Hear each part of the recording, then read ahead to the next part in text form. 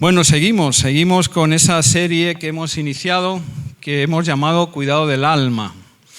Qué cosa tan desafiante, ¿no? Nuestras almas ya son salvas. Si hemos recibido a nuestro Señor Jesús, somos salvos. Y eso es motivo de gran alegría, de gran gozo, ¿no es verdad? Pero, ¿son sanas completamente nuestras almas, nuestros corazones? Bueno, cada uno puede tener su propia respuesta, pero venimos viendo en esta serie de predicaciones que nuestro corazón, nuestra alma, se daña con facilidad. Igual que nosotros dañamos a los demás, pues somos dañados. Y no siempre es fácil mantener el corazón totalmente limpio, totalmente sano. A veces hay cosas ahí que subconscientemente las tenemos y hay otras que ni sabemos que están. Así que esta es una buena serie. Nuestro Señor es Salvador, pero también es sanador. Nuestro Señor es Rey, pero también es libertador. Viene a libertarnos también de nuestras heridas, a libertarnos de nuestras cadenas.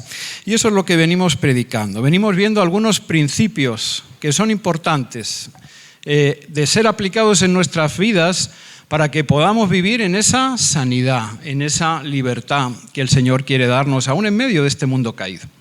Entonces vimos el primero, ¿se acuerdan? Identidad. Tenemos una nueva identidad.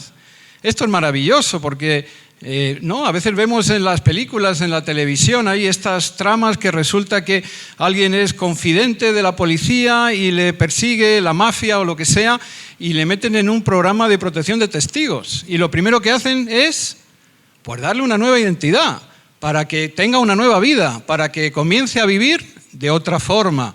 Nosotros tenemos una nueva identidad.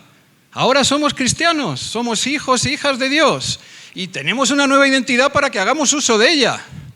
¿O no haces uso de tu pasaporte, seas de donde seas? Pues tenemos que hacer uso de la identidad cristiana y creérnoslo y tomarla en fe y por lo tanto vivir conforme a nuestra nueva identidad. Esto es muy importante.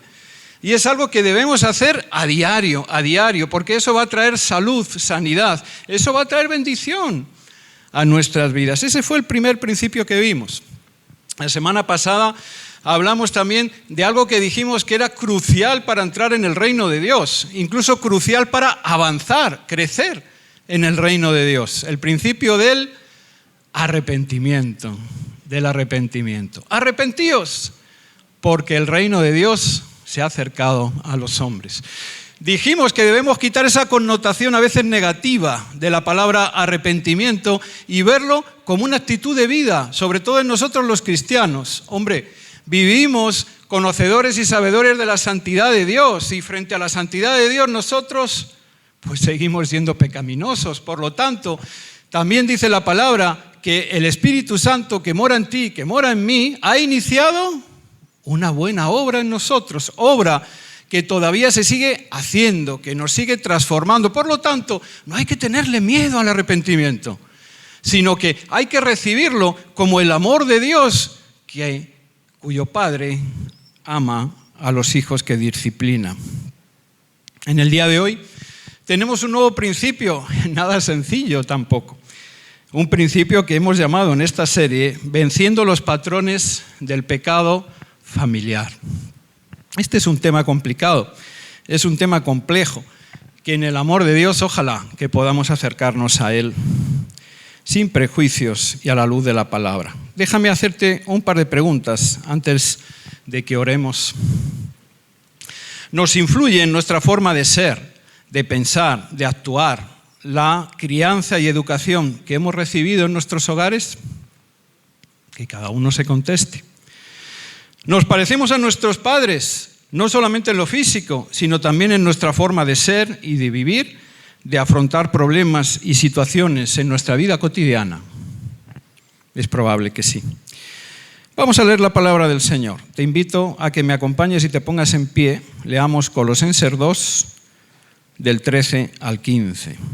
Palabras del apóstol Pablo a la iglesia de los Colosenses. Colosenses 2, del 13 al 15, dice así: Y a vosotros, estando muertos en pecados y en la incircuncisión de vuestra carne, os dio vida juntamente con él, perdonándoos todos los pecados, anulando el acta de los decretos que había contra nosotros, que nos era contraria, quitándola de en medio y clavándola en la cruz. Y despojando a los principados y a las potestades, los exhibió públicamente, triunfando sobre ellos en la cruz. Ahí como estás en pie, oremos. Señor, gracias por tu victoria en esa cruz que también es nuestra. Gracias, Señor, por tu amor que no se cansa, que, Señor, sigue abrazándonos, sigue ministrándonos, sigue queriendo y llevándonos a esa transformación diaria, cotidiana, que nos acerque mucho más a ti. Gracias, Señor, porque tú quieres también sanar nuestros corazones. Tú quieres, Señor, transmitirnos esa paz que solamente proviene de ti y que sobrepasa todo entendimiento y a la verdad que tanto, tanto ansiamos y necesitamos. Señor, glorifícate ahora aquí, en medio, Señor, de tu pueblo y háblanos, ministranos. Señor, te suplico, Padre Santo, que, Señor, sea tu palabra la que se predique. Te suplico, Señor, Padre bendito, que yo mengüe para que crezcas tú. Te suplico, Padre Santo, Señor, que quites ahora toda distracción, toda perturbación que pueda venir, Señor, a molestarnos, y que tu presencia, Señor, aquí y ahora se haga manifiesta entre nosotros. Háblanos, exhórtanos, ministranos, perdónanos, sana, Señor, nuestros corazones heridos y maltratados. Gracias, Padre de la Gloria. En el nombre de Jesús oramos. Amén, Señor. Amén. Toma asiento. Bueno, qué tema, ¿no es verdad? Venciendo los patrones del pecado familiar. ¿Cuántos de ustedes han oído este refrán? De tal palo, tal astilla. No sé si en sus países es conocido o si se usa. Aquí en España sí. De tal palo, tal astilla. Y no lo decimos solamente a veces por el parecido físico que es aparente en nuestros hijos con respecto a sus padres. Lo decimos a veces también por el comportamiento. A veces vemos comportamientos o actitudes en los hijos de personas conocidas que decimos, oye, mira, es reflejo de cómo lo hace su padre o su madre.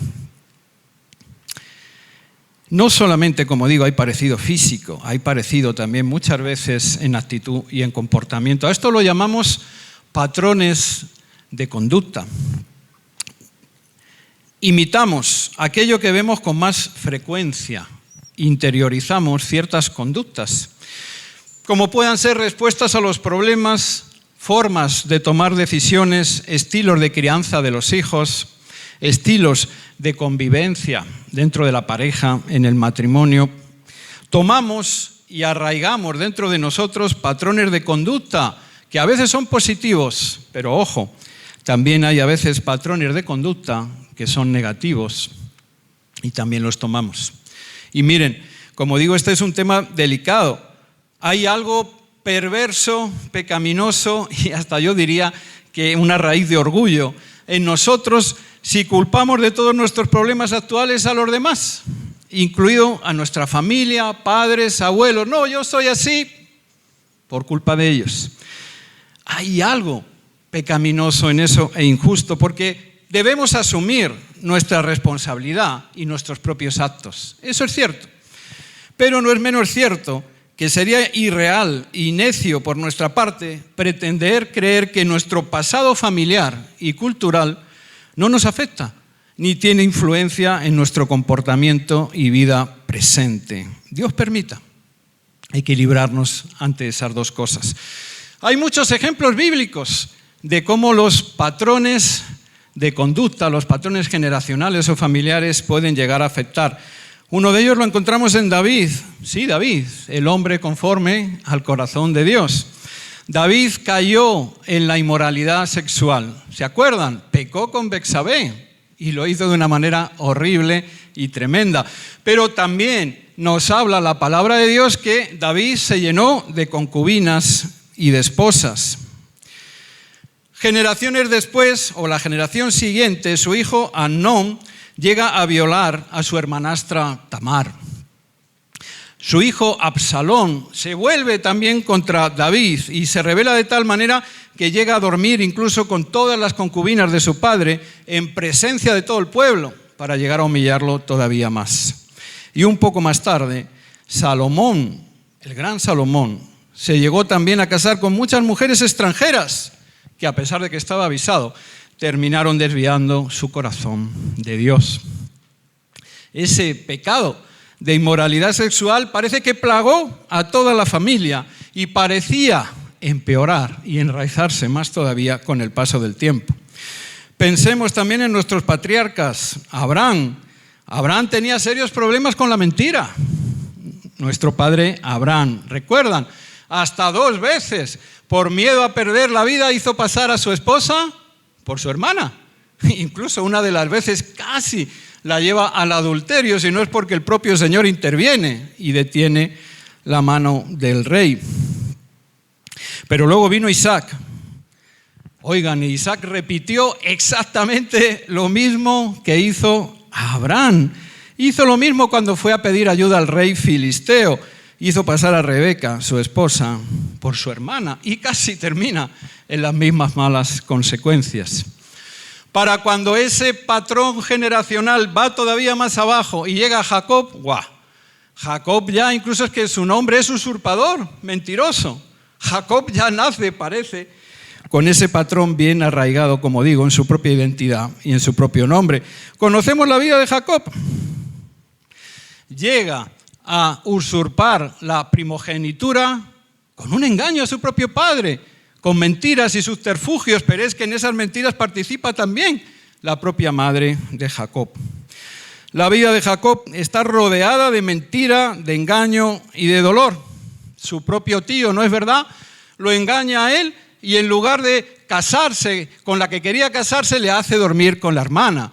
Le hace trabajar durante años y años también con engaños y con mentiras.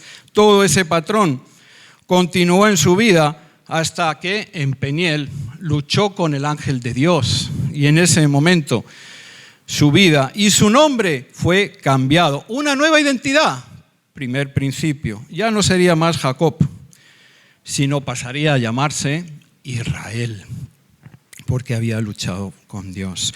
Hay otros patrones en nuestros patriarcas, como las preferencias. ¿Qué daño hace esto? Cuando tenemos preferencias sobre nuestros hijos o cuando hemos sentido que han tenido preferencias con nosotros o con nuestros hermanos.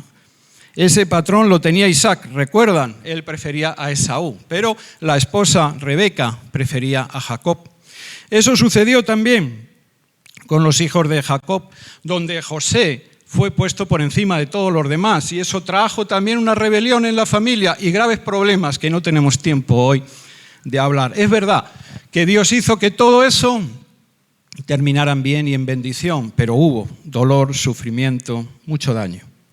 Así que, ¿por qué no? Hay que preguntarnos, ¿hay patrones de pecado, de conductas, de comportamientos errados en nuestros ancestros que podemos estar imitando también hoy nosotros? Esta es una importante pregunta que debes hacerte con transparencia, con humildad y sin sentir ningún tipo de vergüenza. Porque el primer punto clave para romper esos viejos y malos patrones es identificarlos y sustituirlos por la palabra de Dios. Miren, qué importante es esto. Cuando la cultura del reino de Dios choca con mi cultura, ya sea nacional o familiar, debo elegir la cultura del reino de Dios. Cuando mi forma de pensar, de vivir o de actuar choca contra la palabra de Dios, soy cristiano. Ese es el primer principio. Tengo una nueva identidad. Tengo una nueva forma de pensar, de vivir y de ser. Cuando cualquier otra cosa en mi mente o en mí choque contra la palabra de Dios, mi elección debe ser seguir a Dios. Seguir a Dios. Tenemos un nuevo Padre, más sabio, bueno y poderoso que nadie, que nos manda a amar y honrar a nuestros padres terrenales, claro que sí, pero que nos recuerda que también ellos, como nosotros, son imperfectos, que pueden fallarnos y dañarnos a veces, mientras que nuestro Padre Celestial es perfecto, es sin pecado, es nuestro buen pastor. Diría Jesús, pues si vosotros, siendo malos e imperfectos, sabéis dar cosas buenas a vuestros hijos, ¿cuánto más? Vuestro Padre que está en los cielos dará cosas buenas a los que le pidan. Y también es parte de la cultura del reino de Dios caminar, como predicamos la semana pasada, en la luz con Dios y con los demás, para que podamos experimentar y ser libres. Ese es el segundo principio que vimos, el arrepentimiento. No se da sin el reconocimiento. Tenemos que reconocer y no tener pudor a aquellas cosas que están mal en nuestras vidas, para poder arrepentirnos delante de Dios, para poder darle a Él el poder y la autoridad para que las cambie, El salmista sabía bien esto. Qué poderosa esta palabra y qué difícil de cumplir. Examíname, oh Dios, y sondea mi corazón. Ponme a prueba y sondea mis pensamientos. Fíjate si voy por mal camino y guíame por el camino eterno. Acabamos de cantarlo, ¿no es verdad? Siempre estarás a mi lado. Guía mis pasos, guía mis caminos. Así que otro punto clave para sanar estos patrones familiares tal vez errados o equivocados será explorarlos para identificarlos, para poder, como digo, combatirlos y romperlos, para poder llegar a sustituirlos por patrones bíblicos. Y para eso, déjame decirte que tendremos que romper con los prejuicios y tal vez con algunos falsos conceptos de lealtad. Esto es delicado, pero me estoy refiriendo a miedo tal vez a deshonrar, a traicionar a nuestra familia, confesando tal vez o reconociendo cosas que estaban mal en ellos como en nosotros. Pero yo te hago una pregunta, me la hago a mí también. ¿Cómo podemos deshonrar más a nuestra familia? ¿Confesando lo que está mal y lo que les está haciendo daño y daño a nosotros? ¿O cambiando ciertas actitudes y llevando sanidad? ¿Cómo honramos más? No honramos a nuestras familias ocultando lo que está mal, tapando los errores y los malos hábitos. Así solamente los perpetuamos y los traspasamos a nuestros descendientes. Honramos a nuestra familia ayudándola a cambiar en la luz de Cristo, propiciando sustituir esas malas costumbres por nuevas costumbres conformes a la palabra de Dios. Eso es lo más honorable, tanto para el Señor como para ti, como para ellos. Romper con los malos patrones familiares de pecado que han traído dolor y que han traído ataduras y que han traído destrucción. No le da honor a nuestra familia el repetir sus malos comportamientos o sus malos hábitos. Creo que esto se entiende muy bien para todos los que somos padres y madres con el siguiente ejemplo. Creo que no hay padre o madre que no desee lo mejor para sus hijos. Y eso implica en nuestro amor hacia ellos que deseamos que sean mejores que yo. Señor, que mi hijo, que mi hija sea mejor que yo mismo, que no cometa mis errores. No, que llegue a ser más sabio y más fuerte que yo en ti. Eso es lo que anhelamos y lo que deseamos todos los padres. Eso conllevará a la luz del amor de Cristo y al poder de su palabra ser valientes y darles el permiso de corregir aquellas áreas de pecado familiar, generacional, que el Señor nos muestre, que les muestre a ellos que deben ser corregidas. Claro, no caigamos tampoco en el puritanismo ni en ser fariseos. ¿A qué me refiero? No estoy hablando de que debamos rebelarnos contra nuestros padres o contra nuestros familiares, quitarles el habla porque no son como yo, el rechazarlos, el mirarlos por encima o desde arriba. No ese es el mensaje del Señor. No hay victoria en la rebelión. En el reino del Señor no hay victoria por rebelión, sino por sumisión. No te hablo de eso. Cristo no renegó de su familia carnal, los amó y los cuidó. Dice la palabra de Dios que cuando Cristo resucita, a uno de los primeros que se aparece es a los hijos de María. Y dice la palabra también que algunos de ellos terminan siendo incluso patriarcas de la iglesia, como su hermano Jacobo, en la iglesia de Jerusalén. Cristo fue a buscarlos. Dice la palabra de Dios también que Cristo encomendó a María en el cuidado de su discípulo amado, Juan, para que la cuidase y para que la guardase. Pero también encontramos en la familia de Dios que Cristo también los confrontó y los enfrentó cuando los intereses familiares chocaban con los intereses del reino de Dios. Hay una gran diferencia entre no imitar y perpetuar conductas erradas o malas y dejar de amarlos, repudiarlos, convirtiéndolos en nuestros enemigos. No es así como vencemos estos patrones generacionales. Que dicho sea de paso, son muy difíciles a veces de identificar, pero también de romper. ¿Por qué son tan difíciles de romper? Bueno, a veces estos pecados generacionales han ido siendo perfeccionados, mejorados, aumentados con cada generación. Este principio está en la siembra y en la cosecha. Dios no puede ser burlado, lo dijimos el domingo pasado, cosechamos aquello que sembramos. A veces vamos a cosechar cosas que no hemos sembrado nosotros, que han sembrado otros, pero aún así, sobre todo si están en nuestras generaciones, vienen hacia nosotros esas cosechas. A veces cosechamos siembra errónea que no fue nuestra, pero si no la identificamos como contraria a la palabra de Dios, pues recogeremos esa cosecha y tal vez aún la regaremos y resembraremos esa misma semilla nosotros para nuestros hijos, aún con más dedicación. Es decir, se perfeccionan de generación a generación, se aumentan de generación en generación. Puede ser, por ejemplo, he conocido algunos casos, secretos de familia. Lo que sucede en nuestra familia, entre nosotros los hermanos y con nuestros padres, no se le cuenta a nadie, incluido a nuestros cónyuges, esposos, esposas. Esto les enseñaron y cuando se casan se lo enseñan también a sus hijos y cada nueva generación va un poquito más allá y lo perfecciona y lo mejora. Seguimos sembrando más cantidad de lo mismo y seguimos obteniendo aún una cosecha mayor que la primera.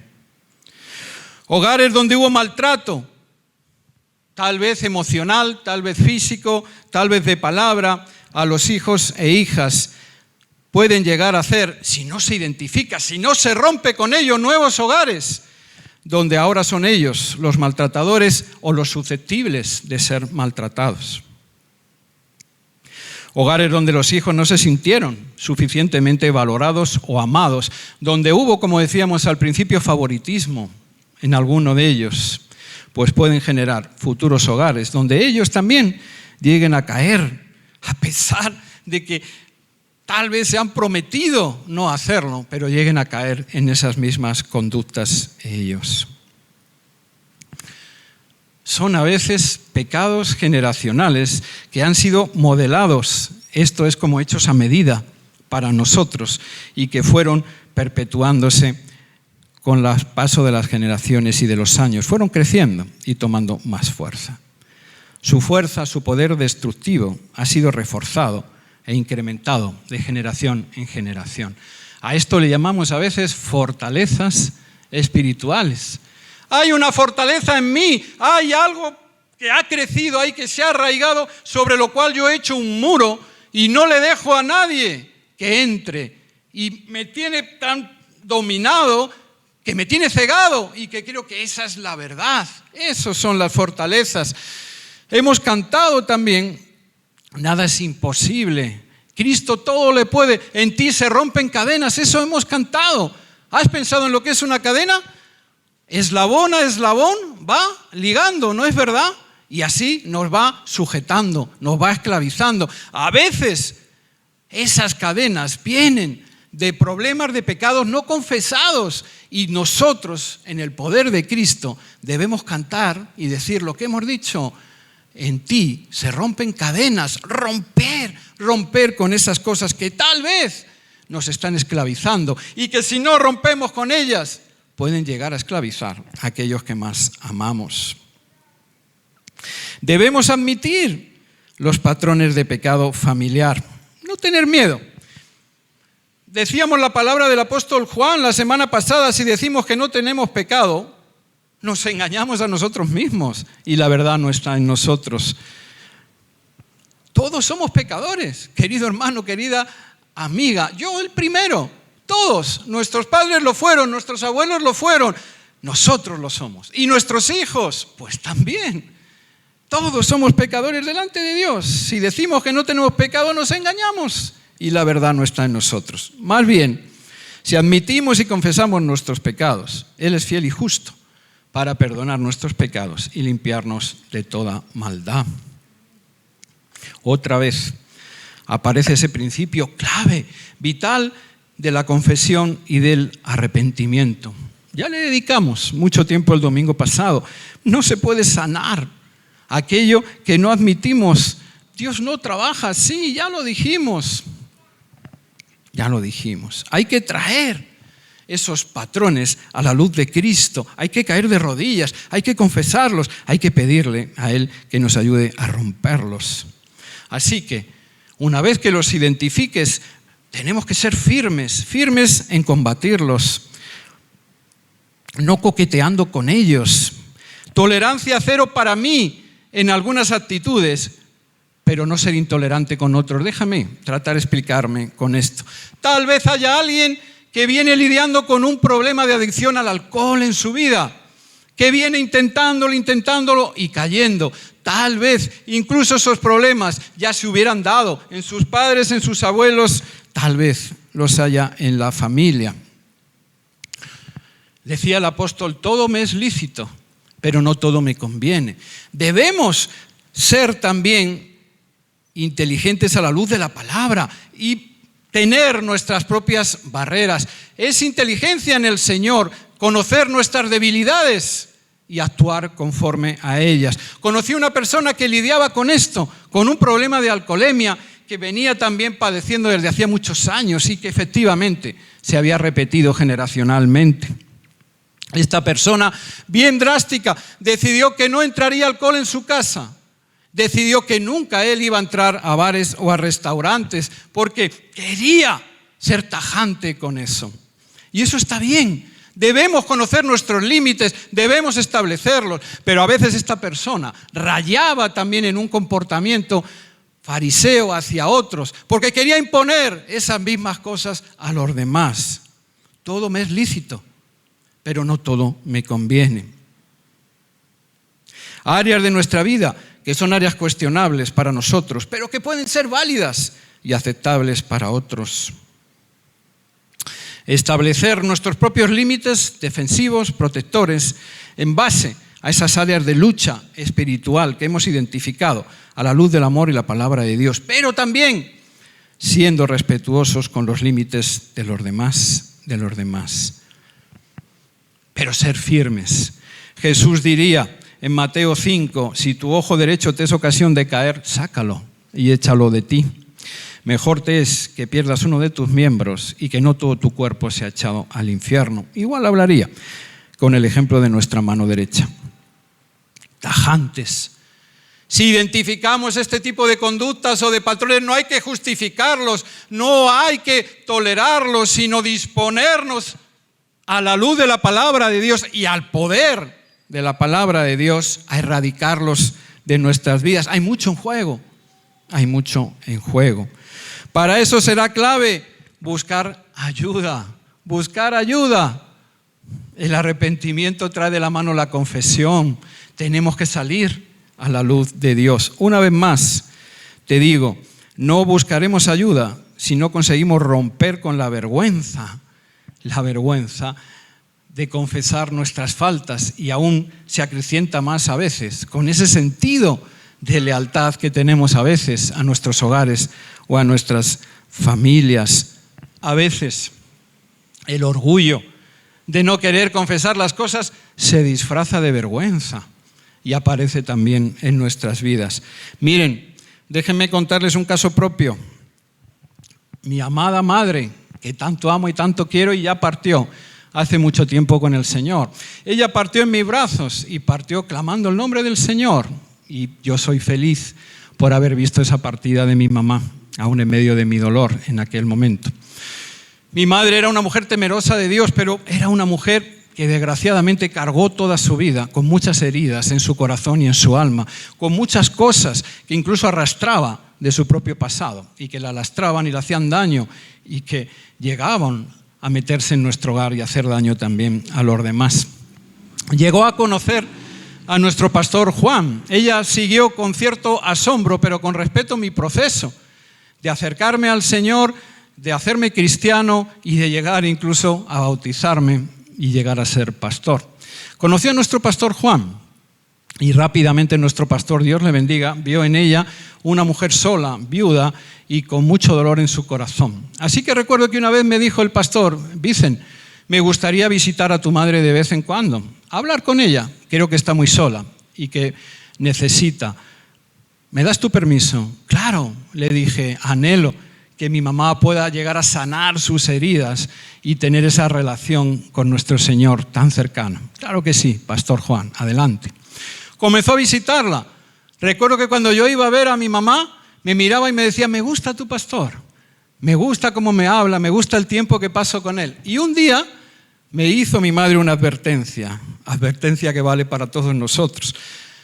Ahora bien, cuidado, porque si me sigue visitando, voy a empezar a contarle todas las cosas de la familia. Voy a hablar de ti, voy a hablar de mi relación contigo y de lo que siento en mi corazón hacia ti.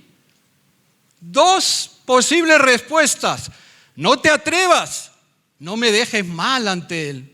O la respuesta cristiana: claro que sí, mamá, desahógate, habla todo lo que tengas que hablar, saca todo lo que hay en tu corazón, porque eso es de Dios y porque yo confío en ese hombre que es mi pastor. Confía tú también, cuéntale, dile.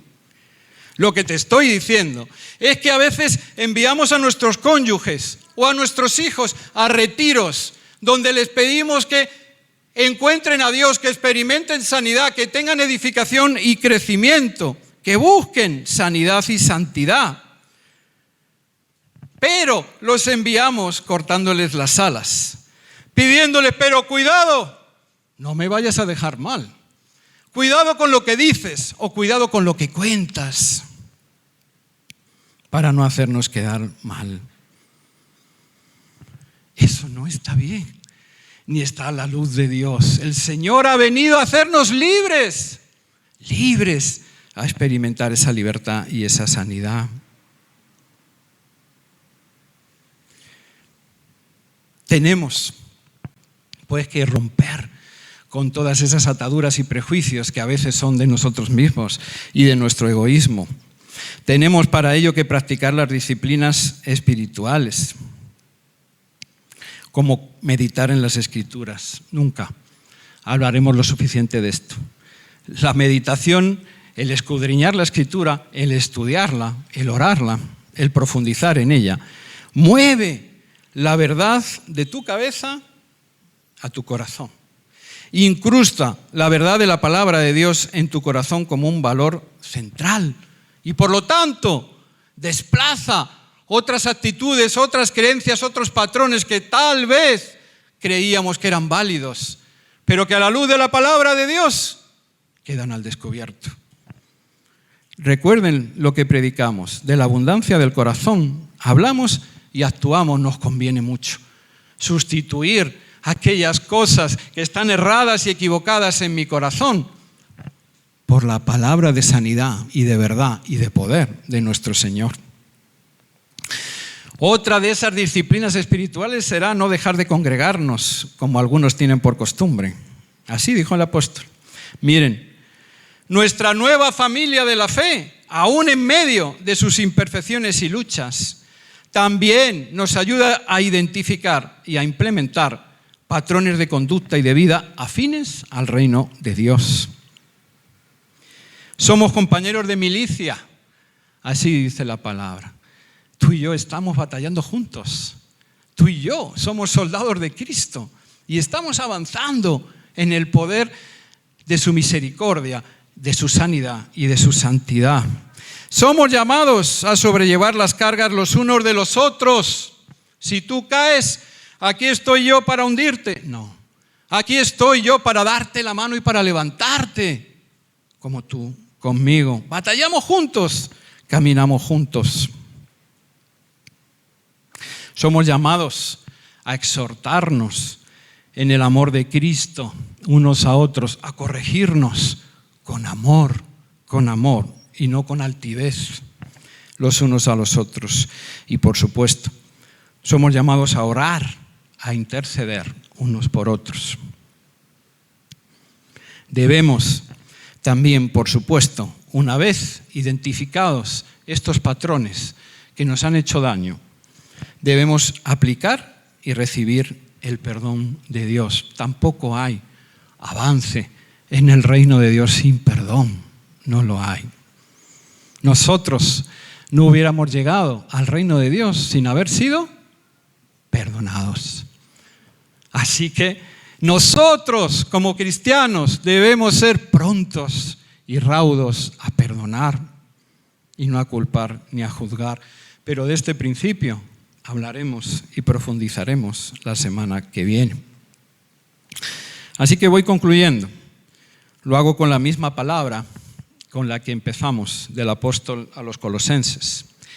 Colosenses 2, del 13 al 15. Nos está hablando a nosotros también, a la iglesia de hoy día. Y a vosotros, estando muertos en pecados y en la incircuncisión de vuestra carne, os dio vida juntamente con Él, perdonándoos. ¿Cuántos dice? ¿Algunos? Todos los pecados. Anulando el acta de los decretos que había contra nosotros, que nos era contraria, quitándola de en medio y clavándola en la cruz del Calvario.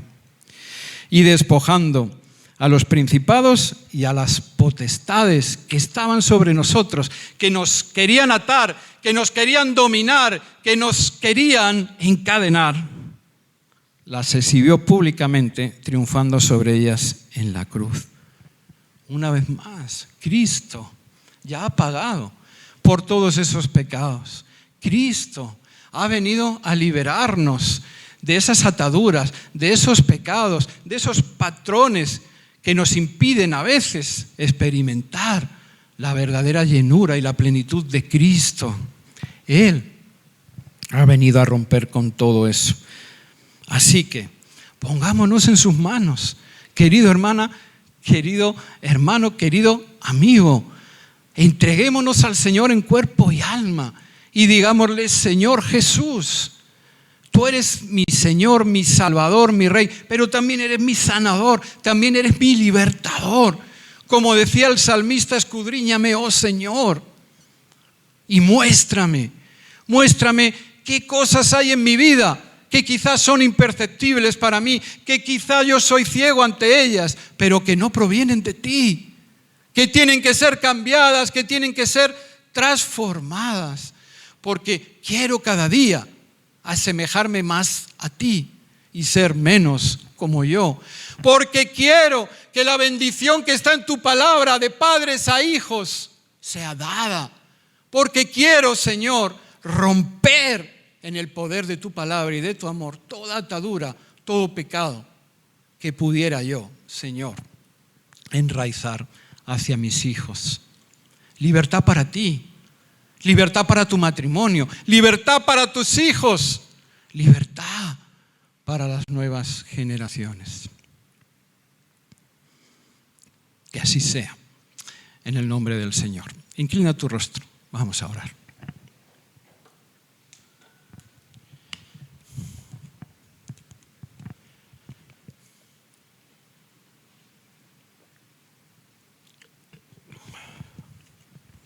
Señor.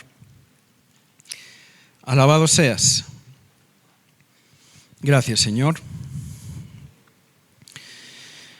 por tu obra salvadora y sanadora en cada uno de nosotros, Señor. Gracias, Padre, porque, como dijimos la semana pasada, tu amor por nosotros no se cansa. Gracias, Señor, porque tú eres ese buen alfarero y nosotros somos ese barro en tus manos. Ayúdanos, Señor. Ayúdanos a rendirnos a ti. Ayúdanos a confiar más en ti. Ayúdanos, Señor, a que nuestra fe aumente. Ayúdanos en el amor de tu palabra a ser cambiados, renovados, transformados. Señor, reconocemos, hoy queremos, cómo no, humillarnos delante de ti y reconocer, claro que sí, la vida que vivimos, la sociedad que nos rodea, el entorno donde hemos crecido, nos afecta, Señor, nos afecta, a veces para bien y otras veces no tanto para bien, Señor. Hemos sido dañados, tal vez en la misma o parecida medida que nosotros también hemos dañado a los demás. Esto es así porque este es un mundo caído, Señor, y porque estamos en un mundo que es pecaminoso y que te ha dado la espalda. Señor, pero también sabemos que podemos experimentar ya las bendiciones y las primicias de tu reino, porque el reino de Dios se ha acercado a los hombres. Señor, ayúdanos pues, ayúdanos a creerlo, Señor, ayúdanos pues a poder vivir como hijos e hijas tuyas, Señor. Ayúdanos a que tu palabra de verdad sea nuestra bandera, Señor. Ayúdanos, Padre Santo, a que podamos, Señor, atesorar y seguir tus pasos, tus enseñanzas, tu palabra. Ayúdanos, Padre Santo, a poder sanar esas heridas. Ayúdanos incluso, como dice tu palabra, a que nosotros seamos luz y sal, no solo para las naciones, Señor, sino también para nuestras familias, Padre Santo, para que lo seamos, Señor, en todo lugar a donde vayamos.